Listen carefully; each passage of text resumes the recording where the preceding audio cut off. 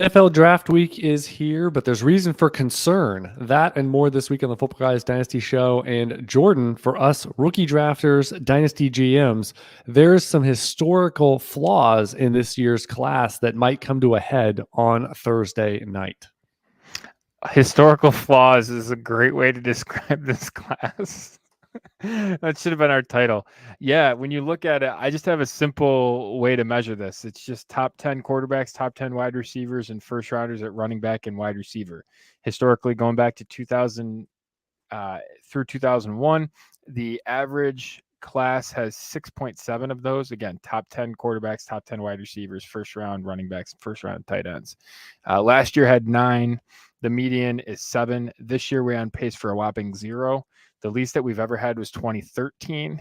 That was a class where Tavon Austin actually qualified and Tyler Eifert. So we're on pace for a pretty bad historically draft class up at the top. The question that I would have, and I think to some degree makes maybe this a little bit better, is we get more of them, I think, a little bit later on.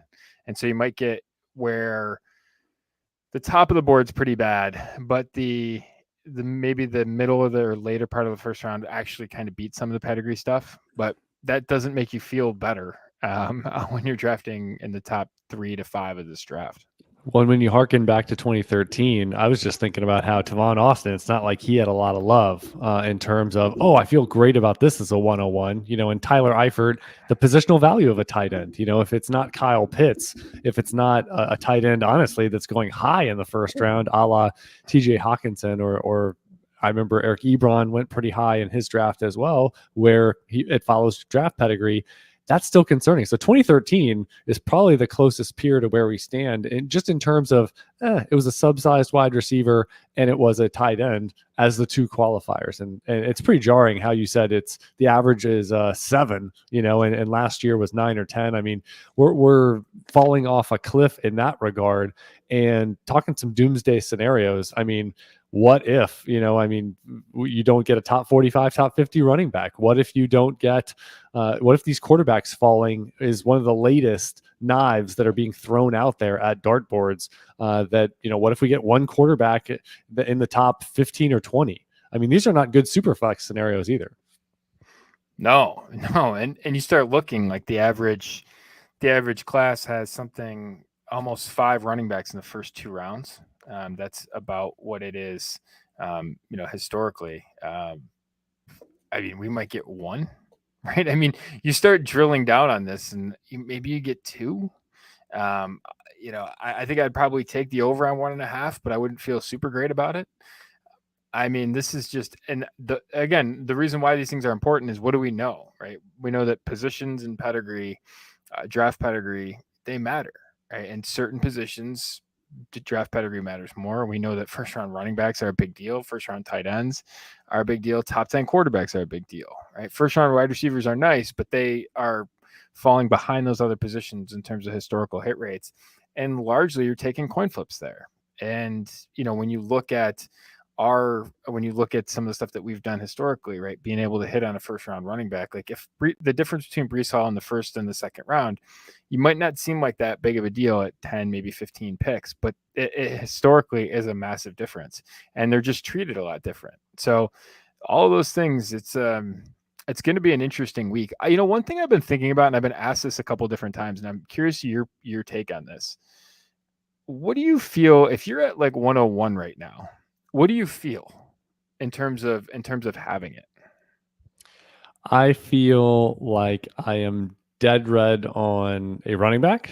I feel like I'm bound to get some combination that I like of draft pedigree and player combination. And I will say I feel better right now than I did probably a couple months ago if I was sitting at 102, because I think there's enough uncertainty. I think that when you see some of the latest mock draft data, that there is a puncher's chance that Kenneth Walker is the running back one off the board. I think there's enough of a chance that a wide receiver somewhere, some combination of either pedigree or landing spot or both, or the specific player that gets one of those things, can be the 101. And I don't think there's a lot of projections for that, but I think the wild card of wide receiver to just populate the top 1, 2, 3 of the draft and push down running backs, the 1 or 2 possibly that we care about, that you're able to get now a deal at 2, 3, 4, even if we don't have a lot of quarterback love in Superflex in that format. I still think there's enough moving pieces at wide receiver, and that's really the critical position here. So I feel better at 102 through say 104 or 5 than I did 2-3 months ago. And then at 101, I say, I wonder if I'm going to be drafting a player that I might be able to get a spot or 2 later. And I might be thinking of pivots more than otherwise, because one thing that we've mentioned a lot is about, first round wide receiver. Like, let's play in that pool a little bit. Let's not say that we have to get the top guy, especially if it's not a Calvin Johnson, a Larry Fitzgerald, a guy that's way up here, and then everyone else is kind of down there. It's not, it doesn't project as one of those classes. So I think that whole, let me just jump in. Who's my favorite guy that went, number 9 overall, number 12 overall? A lot of times that's with the worst quarterback. So I think it's going to be very interesting to see how that moves. But back to your original point that 101, I'm still fine. I'm still fine with Breece Hall, but if I think there's a chance, like Jonathan Taylor versus Clyde Edwards-Helaire, I think there's a chance that he's not the first running back off the board. And frankly, this is a year where there's not a lot of A, running back need in the NFL, and B, a lot of clarified depth charts. And one thing I brought up, and I'll pose it to you, is what happens if running back 1 goes to a situation like a Tennessee, or a situation where it's not really looking like a year 1 opportunity on face value? Could that push? I mean, what would Dynasty do? A round 1 running back, but they go behind Derrick Henry. What happened? All of a sudden your timetable looks for arrival date looks a lot different. Yeah, I mean, that's one that I don't think it's an unreasonable prediction, right? I don't think that's. I think it's entirely possible. It's something as you look at the board, if there's a late first and they're in that range and they've got a first round grade on him, right? They're probably running out of first round grades, and all of a sudden your best player on the board is a running back that doesn't fit a need for you. Or Tampa Bay. I've seen. What's interesting is I looked at a few sites, and the only running back in the top 3 for positional needs for a team was Tampa Bay. Right. And I think what that means, though, is it means Tampa Bay is pretty good across the board. I mean, They brought back Leonard Fournette. They have, they have a day 2 running back that's sitting there simmering, and we really don't have a good sample size of is he or isn't he in Keyshawn Vaughn. But I think that's interesting that, going behind Fournette, I think a lot of people would be like, oh, that's a fine landing spot. It wouldn't, we would consider Fournette, well, that's his job, so, but then people would view it differently for Derrick Henry. So I just think that later first is still in play, even though a lot of the probabilities point to 0 first round running backs, as you said. Yeah, I'm just checking out some of the odds. So the Hall's a pretty good favorite to be the first overall. I mean, it's about, the market's implying something close to about 75% chance of that being true. Walker's number 2, and then it's a huge gap. You look at Isaiah Spiller and James Cook. I'd be interested. I think if there's a guy similar in the Clyde Edwards-Helaire vein, right? If there's a guy that's actually going to get in the top 2, I don't think it's going to happen, but I think it's more likely to be James Cook than anyone else, just because he offers something different. Agreed. Right? Then it's not going to be. You're not going to take I think the universe of teams that would take Spiller over the other guys is relatively small. Whereas I think there's a universe of explosion, whatever you're looking for in Drafting James space. Cook at 52 overall. Right. Whereas it's ahead of those other guys, and maybe that's not a first, but maybe that's not in the first, but maybe that's in like the early second. Someone just values. Well, the what he NFL offers prism more. would be, well, what's the difference between Spiller and Brian Robinson, Zamir White, Jerome Ford, Tyler Algier? Like, just keep Correct. naming guys that Right. are all in that sort of bigger back mold. And James Cook, what does he offer? Well, it's different than the other players. So if you're looking for that, that does seem like a more unicorn type profile for this year's class specifically. Totally. Yeah, and the other thing I was kind of been swirling around is, Jameson Williams. We always talk about whether it's Michael Gallup or some of these other players that might be on the shelf to start the year. Jameson Williams offers, like the Will Fuller effect of that class. He offers something different in terms of pure unadulterated speed, and he kind of strikes me as he could easily be the wide receiver one off the board. And the numbers are relatively tight. So to say that that's, out of bounds, and he's got the drumbeat right now. Like if you're listening to that sort of thing, he has more momentum over the last few weeks than Drake London, Garrett Wilson, Chris Olave, and certainly more than Treylon Burks. And if a team in the first round is looking for straight gas, I mean, Jameson Williams is your pick. Now, how high that is the question. Is there a team in the top 10, 12, 15 that's going to be of that mindset? So that's the big thing. But Jameson Williams, I think, is going to be interesting, especially if he's a pup candidate, a late arrival for being ready to go. And wide receiver, you should have a huge long-term lens anyway. But I just kind of wonder if he is the one that gets the wide receiver one off the board. Does that change by a spot or two of rookie draft ADP? Yeah, Garrett Wilson's the favorite, and right now, odds-wise, better than 50% odds to be the number one wide receiver. But Jameson Williams is number two. It's London, and then it's a huge chasm after that. So I think that's I think that Jameson Williams has a pretty good shot at being the number one wide receiver. And you just look at this has happened in other spots, right? This harkens back to Ruggs. I think he's a better player than Ruggs is, but it harkens back to Ruggs, where you look at that class and there's a lot of guys that look the same relatively. They feature different things. If it was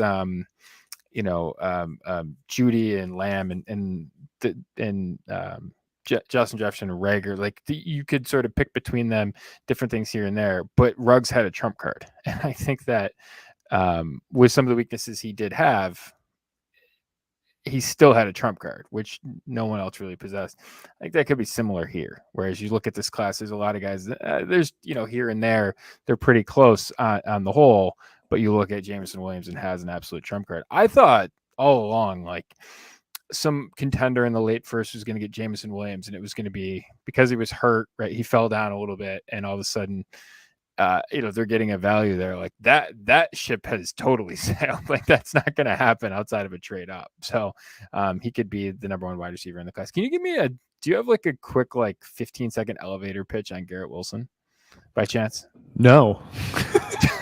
No, I don't. My man, that wasn't rehearsed. That's exactly what I was hoping I absolutely do not. Only if that elevator is going down to the basement. That's the only pitch I have. I literally said on Twitter to somebody, explain Garrett Wilson to me like I'm 5. That wasn't rehearsed. And someone, I almost wanted to say, explain it to me like I'm 5 and don't use the word separation. Because that's what everyone says. Mm-hmm. So I do not get Garrett Wilson. I get what school he went to, but metrically he's very weak. I will say this: I'm mature enough to know that he's going to go high enough in the draft that I'm not going to make a big deal out of it, but it's certainly not my preference. Mm-hmm. I'm sure I will be a spot or two within the wide receivers below where he's going to go. So it's not going to be a problem for my action planning, but I still I don't really get it. Drake London, he has rare things going on in certain aspects. Jameson Williams, rare things. Treylon Burks, rare things. Chris Olave and Garrett Wilson, teammates, they don't have rare things going on. So it'll be interesting to see how this plays out. You can say that those guys are high floor. Fine. You can say that. I think if there's giant mammoth hits within this strong and deep class, I don't think they're going to be the ones. So I think that's very interesting. And I think flipping it, Treylon Burks is one that is this smoke screening, lying season last 7, 10, 14 days before the draft, because he is getting a ton of shade. He's like the anti-Florida. Like there is no sun with Treylon Burks right now. And this whole I just hope it all comes to a crest of like Treylon Burks is falling in the draft. Well, that's where the good landing spots are. So let's get some popcorn for this scenario, because I guarantee you, if he goes to Kansas City or Green Bay, everybody's back in. I guarantee you, everybody and their mother is back in. So now, if he falls out of round 1, I think it's pretty concerning. I don't know where you sit on that, but just if you don't get round 1 pedigree for wide receiver, it's a big deal. And the fact that we have 3, 4, 5 of them that are in play somewhere in the 20s or 30s or 40s in their range of outcomes, I think there's a lot of dynasty jostling to be had here. Yeah, I agree. And I think the big takeaway from this is I'm a London guy, right? London, I think you look at the profile and he's probably going round 1. So he's going round 1. And I think you have a lock. I think the questions start to begin on Burks if the fall is real. But I think you hit a good point, which is like, how do you react to this? Well, you probably don't overreact at the top. You're not going to take Garrett Wilson, and you just let what comes to you, right? This is a classic example. Like the days of trading up for a first round wide receiver are done, right? I'll never do that again. And you just let it come to you, right? If that's a slide down, right? That's great. If that's you sit at whatever your pick is in the mid first, and you just take wide receiver 4, wide receiver 5, who's the last first round wide receiver off the board, you take them, right? That's great, right? Or second to last or whatever, right? That's where you sit, you take them, that's fine, right? And I think in a class like this, you have to be really careful of, if you can get additional future capital, great, do it. But don't pay up for specific situations in a terrible class, right? Don't mortgage anything for this class, right? That's the last thing that you should do. Well, and also being a little more agnostic, right? Like, let's not pretend that, especially I think back to that class that it was, was it 22, 23, 24 in a row? It was Treadwell, was it Doxson and Will Fuller? But one of the bigger points of that, or Jalen Reagor versus Lamb and Judy and all that, is, if there's not a slam dunk hit you over the head, like this has to be the guy, but also not being so have so much hubris to say that, but just say, well, I'm here at 10 and that means this wide receiver is available.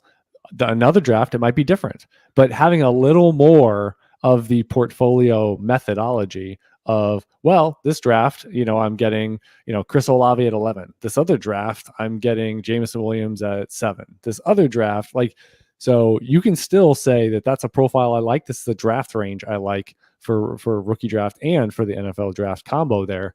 But saying I don't think that this year there's this is the guy. This is the guy and the spot. And whether I'm at 4 or 10, I'm drafting him every time. I think this is not the class to make that statement. And frankly, there's probably not a lot of classes to make that statement. Agree. And that wouldn't have necessarily been something I would have said years ago, right? I would have been more specific. I would have been, but I think as we learn, and as we sort of study more data and as we experience as well, right? You start to see that hey, there's a lot about this that we don't know. And I think that hubris word is a great word to hit it on. I'm interested too.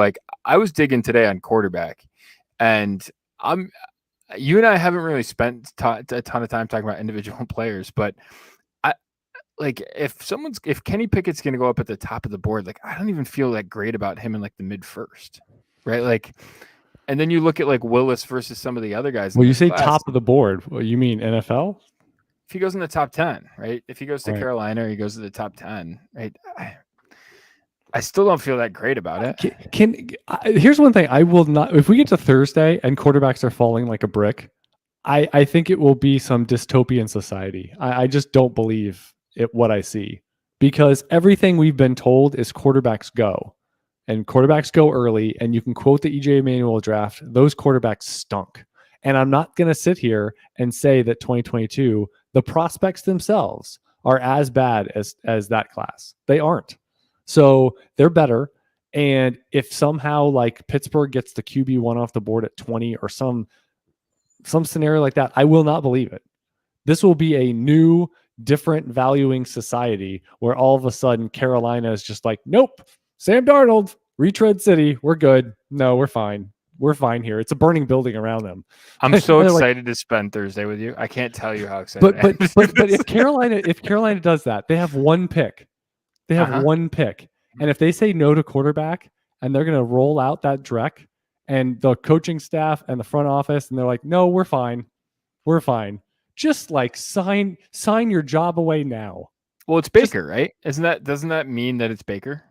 Doesn't that mean that it's Baker? Right. Okay. Well, it can't be a guarantee. So unless they're making a trade by that point, it hasn't happened. So the assumption that it's happening, that just seems wildly risky.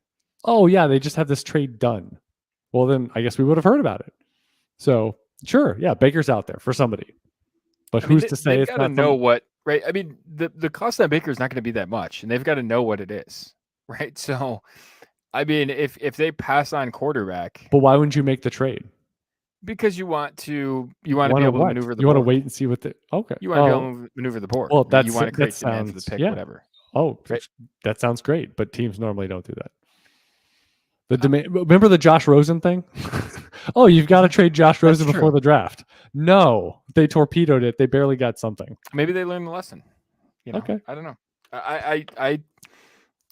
I will be shocked.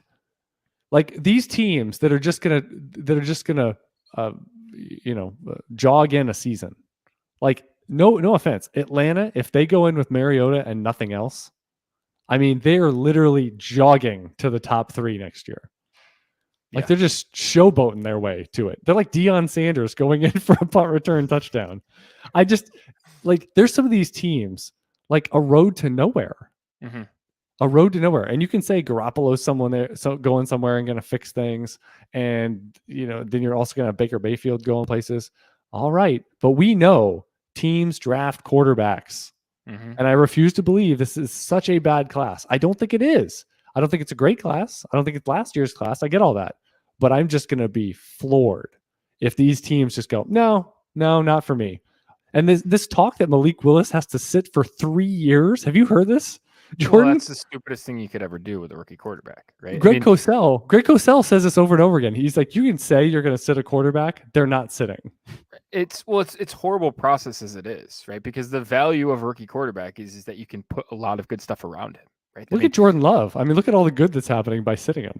Right. Well, I mean, just go back. Like Trubisky wasn't that good, went to the playoffs. Mariota wasn't that good, went to the playoffs. Like you look back at these contracts and even the quarterbacks that weren't good, the value of being able to start a quarterback that only costs you $8 to $12 million as opposed to 40 is a lot, right? It's getting more and more incentivized to draft quarterbacks. 100%, right? That's why you don't have all Baker. The quarterbacks. That's why my theory is, Jordan, it's that I would just keep drafting them until I know for sure that I got them right. Just keep drafting them. If that means I draft one in the first, second, and third round this year, so be it. Right. If that's where I think the value, if I think they have a chance to be my starter, I would have drafted someone in the first round. I would have drafted Davis Mills in the third round. Like, just keep drafting. Yeah. Because until you got one, you're dead in the water. In a class like this where there's not a lot, where there might be day 2. The interesting part about this is like there might be day 2 quarterbacks that I'm actually interested in, which is not typically how it happens. Right. But it's going to be interesting because you might get into the second round where it's going to be day 2 or day 3 running back versus day 2 quarterback, which isn't a decision process we've had a ton of. But I could see myself in that scenario really liking Sam Howell. Right, like, and I thought I was like ill. Sam Howell, I thought I was greater than James Cook or something like that. Yeah, right. I thought I was having like long-term COVID effects or something like that today when I was studying. What's Sam Howell's fog. There's this fog over me. I don't know what it is. I must have suffered a brain. I got a fever, and it's strange draft scenarios. All of a sudden, I'm in on Sam Howell. What the No, hell I happened? will say the Lions are super interesting because for a team that they have Jared Goff, no one really assumes that Jared Goff is the answer. Mhm. And yet you don't hear people talking about them at quarterback, and yet they have 32. You could argue they're in the pole 34. position. Well, they're in the pole position to draft the first quarterback on the board. Yep. They're in an ideal position we typically see of someone's incentivizing drafting quarterback, which is the last pick in the first round. And then they have that early second. I mean, and yet not a lot of people think they're drafting quarterback. Yeah. So I think that's interesting, and it wouldn't shock me. Malik Willis at 2 to Detroit, and yet you don't hear a lot of that. And it's the perfect situation. You're behind Jared Goff. There's not a lot of pressure right now, but you certainly could be incentivized to. He's gonna play, and find out what you got. And a team that frankly needs a guy to be a playmaker. So anyway, yeah, I think it's all over the place. This is Chad Parsons, Jordan McNamara, episode 101 of the Football Guys Dynasty Show just a couple of years ago. I think next week would have been our anniversary of our first episode there, starting right after the NFL draft, getting the green light in 2020. And Jordan, let's talk some dynasty trades involving some rookie picks here. So this is a straightforward, pretty easy one where we have a 12-team Superflex, 106. So that's right in wide receiver alley. It might be quarterback 1 off the board as well. 106, Mitch Trubisky and Terrace Marshall for Leonard Fournette and Adam Thielen. I think the interesting aspect of this is like how you valuing Trubisky. I wouldn't value him super high, but I can see the idea of paying like a later rookie pick valuation this year for him as a potential exploratory thing. So I'll just credit that. Fournette, I think, is probably the second best running back in this class. If you were to play it out, right, I'd probably rank him, at or above Walker. He's no worse than third, and that's at 106, right? That's fine. And I'd take Thielen. Marshall's worth very little to me, and Trubisky, if I'm contending, probably isn't worth very much either. So I come down on the Fournette Thielen side pretty comfortably on this one. Yeah, and how high does it need to be a discussion point? 4, 3? I think we're doing reverse bidding. Yeah, we're bidding against ourselves. Yeah, I mean, once you start getting into the is this Kenneth Walker? Is this wide receiver 1? Right? Is this probably needs to be 4 if I'm guessing. Yeah, 4 makes it pretty interesting. 5, 6, much less or so. Right. It seems like a lot, and I think a big part of that is people assume Thielen is a complete and utter throw in and done, which he is in the utility landscape not. So totally. And it's what game are you playing? Right? Are you trying to win? Right. Or are you trying to be attractive to other people? I'm trying to win. Well, so Trubisky and Marshall, if you're trying to win, might not do that much. And frankly, I mean, neither one does a whole lot for pretty roster syndrome either. Right. Yes. All right. Next one. This might hurt your brain a little bit. This might go back to the COVID fog.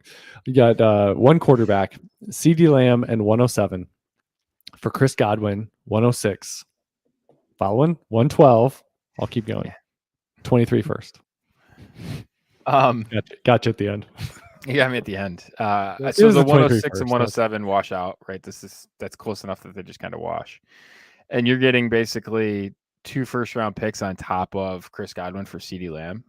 I mean, wait, can we do a quick tally? Can we do a quick counting session? Like the count, 1, ha ha ha. How many wide receiver 1 seasons between them? Or top 6 seasons? Yeah, between them. It's more on Godwin's side. Yeah, it's definitely more. You're getting so much younger. You're getting so much younger with CeeDee Lamb, though. Pivotally young. Yeah, but you're getting younger with the pick, right? And that's the thing that I would think about this. Like this is your 2-way go, right? You have the optionality for younger. It's a 3-way go, right? Right. You can figure out a way to land a younger wide receiver with the 112, whether that's a move up, whatever. Right. You look. What I wonder though is you could trade 6 and 12. You could trade 6 and 12 to get up and get a running back. You could also trade 12 for maybe. I mean, even if you add to it, you can get a future first. You can trade 12 for an auto play wide receiver. Yeah. 12 plus a little something might get you Fournette. I mean, you have a lot of options. Yeah. Lamb, of you them need have him to two. be a monster. Yeah, There's one outcome, and you need yeah, Godwin to get hurt again. great. Both of them have two top 12 seasonal finishes, both of them have two top 24 seasonal finishes. And for Lamb, that's 2 through 2 years. But again, we remember the difference between wide receiver 18 and wide receiver, up in the actual top 10 is a big difference historically. So they both have two top 24 seasons, two top 12 seasons for Godwin, and a top 6 seasonal finish. So, Yeah. and when you look, Godwin actually had a 1.4 warp season already, which is more than CeeDee Lamb has had basically altogether. And they're basically, and actually Godwin smashed Lamb the past 2 years in warp. So when you look at that, like there's, again, you're getting, this is the pretty roster syndrome on the flip side of it. This is how you cash it in, right? This is why you don't classic hold arbitrage. value. Classic. Right. This is why you don't hold value, right? This is why you cash in value. This is exactly it, right? This is because you're ahead. You're already ahead. You don't need to wait and see, how long CeeDee Lamb can keep up his value. You've got plenty of value in this that you can spread around and make your team better. Agreed. Last one, and DK Metcalf is another possible profile buy. He's getting some shade. Where's the quarterback?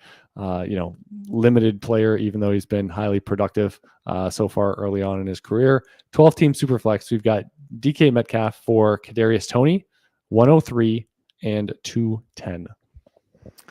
Yeah, I mean, this is all about how you view Metcalf versus like the wide receiver 1 or the running back 2 in this class, I think. Tony's interesting, but it's becoming a little bit of a headache. And you wonder, the fact that this regime has been in place for the Giants for like a couple of months, and they're already trying to move on from Kadarius Toney. That's not great. Again, I like what he did in his rookie season, and I hold out some hope for that, but that's not a great sign for his profile so far. The question I have is, can 103 pull down more than this? Because that's the initial reaction that I had. Because I'm surprised that you have to add to 103 to get Metcalf right now. That's just my initial reaction to this. Even if I think Metcalf's probably better than whatever wide receiver you're going to get there. But I just think from a value play, there might be other ways to go about it. Yeah, I would take Metcalf over any wide receiver that you're drafting at 103. I think running back, if you get one of the top 2 guys, that's where I think it kind of turns on its head. Now, that's one of those projections that you're doing this pre-draft. You're doing that before you have clarity. And when I'm trading for a pick, I like to either get really good value, or I like to have clarity at least on what my options are going to be. And 3, you don't have clarity like 1 or 2. So the variable is you would probably at 3 be sitting there hoping, praying that a quarterback goes high. A quarterback goes high, gives you a chance, or you get 1 or 2 of those really good combination wide receiver landing spots to help you out. Because to me, it's a little bit of a leap of faith. There's too many moving pieces here to do the deal pre-draft. Because you know what? Seattle, if they get Baker Mayfield or down the line they get Garoppolo or whatever, if the quarterback situation improves, that'll help DK Metcalf a little bit. And I just think if you sit there and you end up with wide receiver at 3, that's not going to be a great feeling. Can I tell you, I just actually looked up some trades involving 103 in the trade database. I actually did.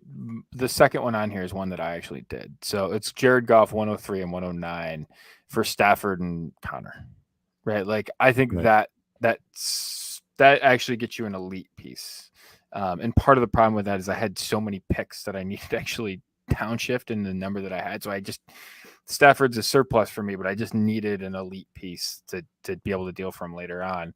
And so I did that. Another one that I think's, again, involving pieces like this, Devonta Smith, Judy, 103, and Kadarius Toney. So you're basically going 2021 draft class plus 103 for Diggs and Hill.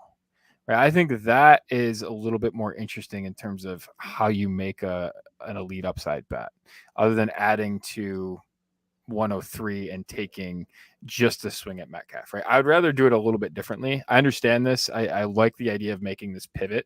I probably would structure it a little bit differently. Well, the ultimate deal is probably trading down with 3, picking up a wide receiver, but staying close enough to say I can still get a first rounder. right? I mean, if you Right. moved at 7 or 8 or 9, if you start doing the math and you go, if there's 6 wide receivers in the first round plus 2 running backs, that's 8. And it's super flex. You figure there will be a quarterback higher. Like, so 8, 9, you might say that that's the line. And then you say, let me move from 3 to there and say, well, what wide receiver can I get? Right. What's the best wide receiver I can get? Aiming high, gradiating lower as we go. What can I get? Could you get Mike Evans? Well, that would be, I mean, a pie in the sky. Yes. Right. I mean, I wonder if that's in play, because if you're saying he's a later first, I would imagine moving 3 to 9 is similar, right? Because 3 you might be able to trade for 8 and 9, something. Yeah. So we're doing some fuzzy back of the napkin math here on what might be equivalent offers. But yeah, and here's the other thing. If I was trading 3, and again, we talked about doing it differently, and that's what I like about discussing the trades, is always pivoting off of it and discussing 3 or 4 different iterations. The other one would be, if moving off of 3, obviously this is a fine deal, but if you probably want to wait, because if you get KC or Green Bay landing spot, you get a first round running back, you get other things occurring, 3 looks better than it does right now. Yeah, totally. And you're giving that up. You're giving that flexibility up, because you gave it up again for, I mean, you gave it up for Stafford and Connor and Superflex. And so it just like, there's other ways to do it. And I don't think, pivoting around at wide receiver this type of way is probably the way to do it pre-draft. Right.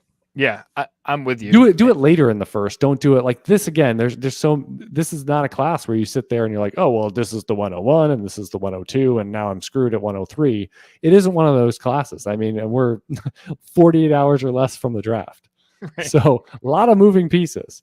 This is not like Zeke's at 1. Now what do I do at 2? It's not one of those. So, all right. Do you want to remind you about signing up to be for all the merch over there at Footballguys, whether it's that classic Black Eyed Joe logo on outerwear, hats, shirts, coffee mugs, and more. Shop.footballguys.com. Look like a champion over there at footballguys.com with their official gear and merchandise. Also remind you to subscribe on the new feed. We still have about maybe 6-7 weeks that we're going to be moving over and signing, having our own feed there for podcasting. So the Audible, you can still find us there for the next few shows, but you can find us on the Football Guys podcasting pages, as well as on your podcasting device. Search for the Dynasty Show for Football Guys, and you will find us on our own feed. So we're going to start doing that coming up in June. Let's finish out with quotes from the Football Guys Dynasty Forum this week. And honestly, Jordan, there were 2 quotes that I think could have taken up the whole show. We could have started in minute 1 and talked about it the entire time. So we'll lead with those. Acquiring first during the season to flip them for established talent near the draft is the Shark way to rebuild. Acquiring them in season to flip them near the draft is the Shark way to rebuild? Yes. Well, I mean, it depends what you're acquiring them for, right? Like, are you selling contending pieces that are good, right? Are you selling Mahomes for a couple of future firsts to try and arbitrage later on? Or are you selling, are you selling James Conner for a future first? First can be tricky to get in season. So that's another, they may be easy, but also, just thinking, oh yeah, I'll just dump some 32-year-old. I'll just flip some running back flavor of the week for a first. Yeah, it's easier said than done, right? I mean, I think the market, and we should at some point do like a show of like, hey, what's the differences between now and 5 years ago? Because I think there's a lot of them. I think the market has sharpened up a little bit in terms of value of picks, the some of the utility of picks, right? Not just throwing them away. And I think adjusting that's important, right? So I do think that there's less of that happens than there was years ago. But yeah, I mean, I think having picks in a rebuild is important, but it's not just to make all the picks. Yeah, it's to buy depressed assets right? That Stafford deal is a good example, right? It's to have the ability the flexibility to go out and get an elite asset, right? I didn't use those picks to select somebody. I used them to go out and get what I think is the top 6 to 8 quarterback, right? That was, and James Conner, right? Who is not a zero in that equation. And it had roster construction implications. Like there was a lot that went into that specific offer. But there's a lot of that. I mean, having picks in your pocket to make a trade for Deshaun Watson, right? Like having picks in your pocket to make a trade like that, that's the ultimate upside swing, right? When you have a ton of risk, when you're in a rebuild, right? Just lean into taking risk. And that was a classic opportunity. And there'll be other situations like that, right? So I do think that is not to necessarily make the picks, but to use them as assets, I think makes a lot of sense in rebuilding. And where I think I differ with a lot of the market is people will say, hey, I need the picks to build through youth. I tend to not do that. I think you build through elite assets, and particularly when they're depressed. I mean, we could go back a couple years ago when Aaron Rodgers, right? When he was depressed, or when Stafford was in Detroit, he was depressed, right? We were in on a lot of those situations just because they were cheap. Being in a rebuild and acquiring those guys, even though they were not, quote, young, very helpful in jumpstarting a rebuild. So that would sort of be my take on it. And I have changed in terms of how I view rebuilding and the strategies that I would use to go with it. Yeah, I think the thing I agree with the most was just being open to trading picks away during a rebuild and trading them away around the NFL draft time. That's when they peak in value. Being on the clock, we can say it's a down class, but people are going to have their favorites, and we're going to get landing spots attached, and things are going to improve. I don't think it's going to get worse. I think it's going to improve the viability of the trading market. And what I always say is, when you're on the clock, you control the Atari stick there. You know, you're able to control the game for that pick clock. So definitely use that to your benefit by sending offers, letting people assess the board that they may be a few picks away. They maybe not even have picks in the draft, and they still may want to get in there, mix it up, and make their pick and be a part of the action. And once you're on the clock, you control that clock. You control the room. All right. Both Mark Andrews and Austin Ekeler scare me from an injury risk side. Well, why? Right. I mean, the Ekeler thing is funny because he missed one game last year. And do you know why he missed it? COVID. Right. So, and he basically paced JT. Right. It's interesting. Well, it's interesting selecting those two players. Like the first thing is I did the dog move where I'm like, huh? Those are the two guys we're going to pick out. Like you didn't pick Rashad Penny or like others. Right. We can keep banging on Leonard Fournette. That's a classic. I mean, that's like Pandora classic rock. We're just going to keep playing that one. Yeah. I mean, 72 games at Ekeler out of his career, he's missed 8. Injury prone. So what is that? You're right. So he missed too many. I don't know. So is that? Yeah. I mean, when you start adding it up, what is that? I'm struggling. He missed 9, I should say, because it's actually because that would have been. So was he a starting pitcher? Good Lord, I can't find the field. Played 89% of his games, right? So that's pretty good, including multiple full seasons in there, right? So I don't know. That's a pretty. This is a loaded question, but is there anyone you actually do consider injury prone?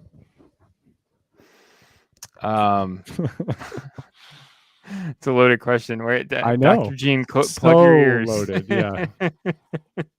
No. Let me phrase it a different way. Let me phrase it different to the witness. Is there a player that you erode your mental valuation or approach on them strictly because of their durability or health and injury history? Rashad Penny just gives me a headache. Right, just that's just a pounding headache. The throbbing, the COVID brain. I don't have an. It's right here. It's like a drill right to my temple. So that's one. And I admit that there's a bias against it just because it has been a headache. And that last month keeps you in there, doesn't it? Yeah. Just wraps me right back up. It's funny the market hasn't even reacted to it really. No, didn't exist. just didn't happen.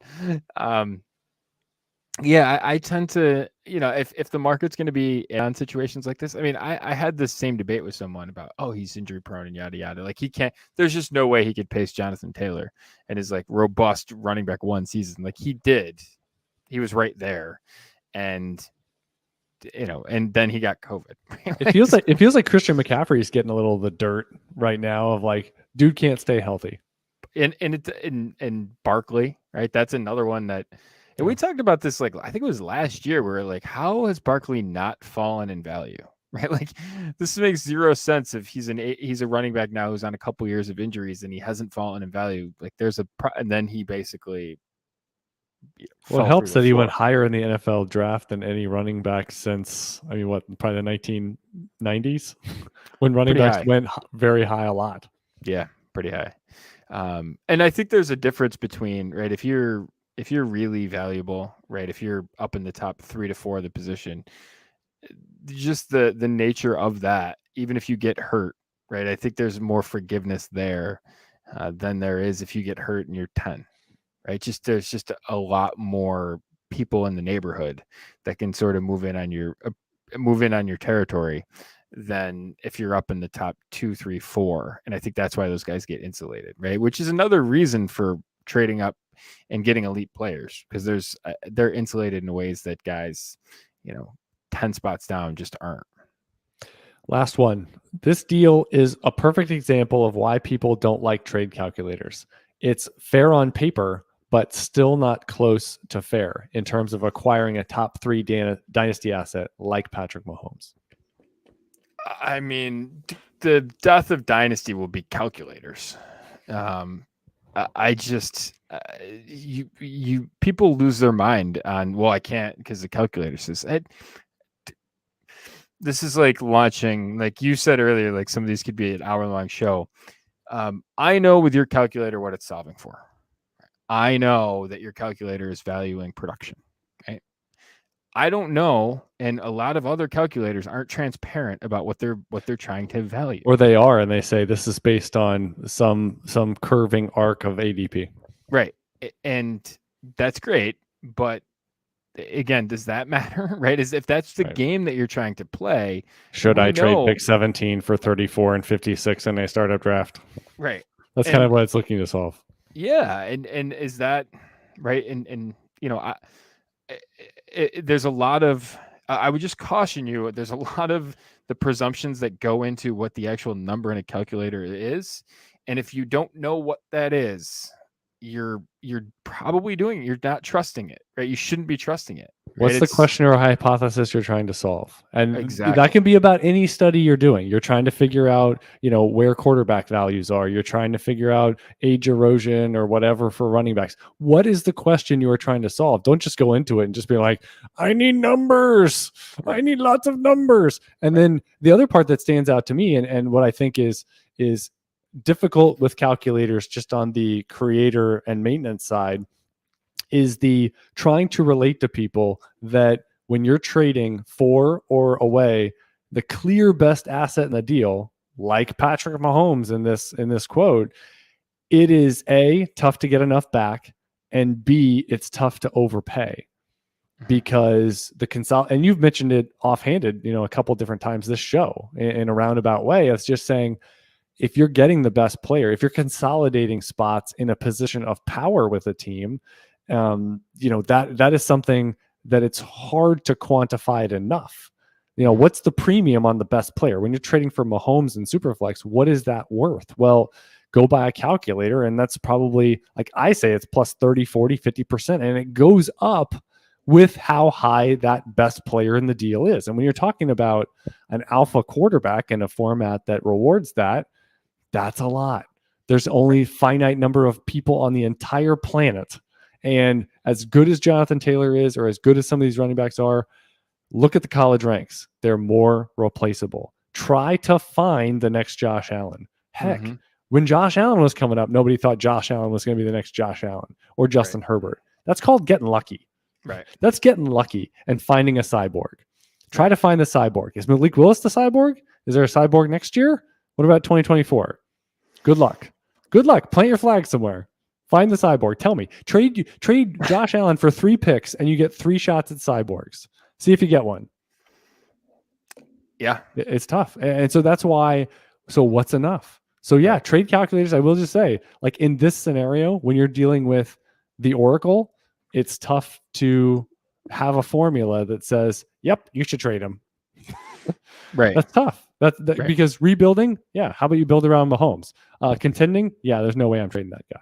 And that's sort of like, and that's the interesting other part about someone like, say, Travis Kelce. You want to erode the crap out of him? Mm-hmm. Okay. But if you're contending, be really careful, right? Because there's only 2, 3, 4 guys at his position on the planet that have foreseeable upside that even approach his this year. So good luck and be careful. Yeah, I saw one today, and there's a couple. Let's play a game of did they get enough from Mahomes? Because you'd be amazed. But I saw one today that involved Mahomes, and it was which side, and there was a big debate. And instead of thinking about a calculator, just use the simple exercise of what would I say to myself 2 years from now. Right? Just what would 2 years from now, Jordan, or 2 years from now, Chad, say about this? I lost him. I had him and I gave him away. Right. I traded Patrick Mahomes for a shot at basically Ryan Tannehill and Jalen Hurts. Right. If you do that, you deserve everything that comes to you. Right. You mean the next GM of the team, because right. We know that's how orphans are built. Right. I don't know what happened. My team is just not as good as it once was. Right. And so let me ask you this. Okay, we've done this 10 times, but I really do want to know, if we were doing a roadmap on you're giving up Josh Allen or Mahomes, and how much and at how many spots do you have to improve your team? So for AOD, I created the hierarchy of assets. It's like the Ron Swanson pyramid of greatness. And I have, I have everyone kind of like labeled as a different thing. And so I'd consider those guys supermax quarterbacks. If I could somehow stay in the tier, right? If that's to go to Watson, I have Stafford in there. If I could go to one of those guys, it becomes more palatable. What if it was like 2 tight end and you were procuring Kyle Pitts or something?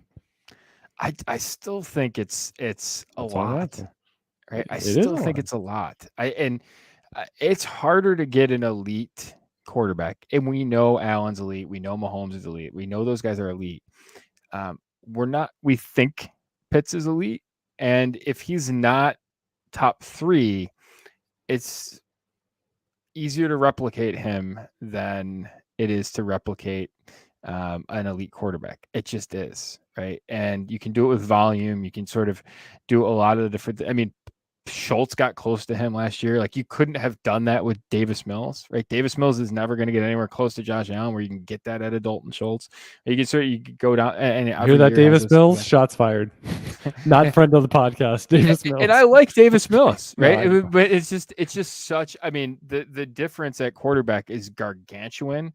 Where at tight end, it's a lot, but it's not as much. And so that's really the thing. Like, even when you get into those premium formats, I still can't take Pitts over a supermax quarterback. I just can't, because I just know how to replace them better. Right? There's just not a lot of options to replace the quarterback. There's a number of different ways you can go. I mean, you can ride Gronkowski. You can sort of play a bullpen game at tight end and figure out ways to try and get close.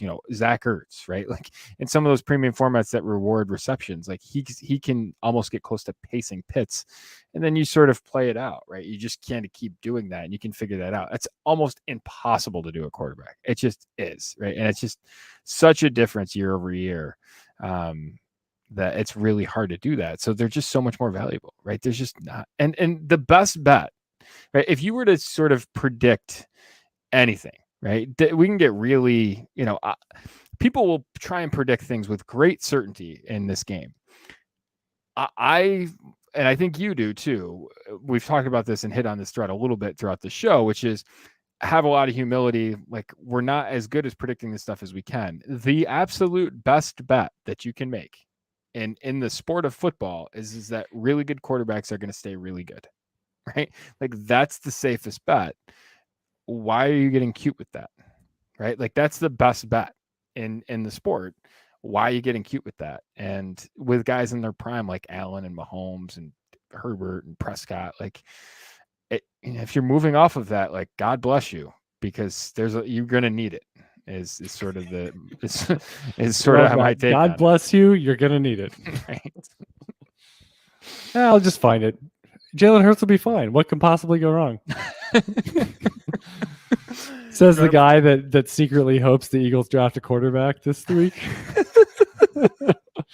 And no one's talking about it. You want to play a quick game of did you get enough for Mahomes? Right. You ready for some of these? Yes, sure.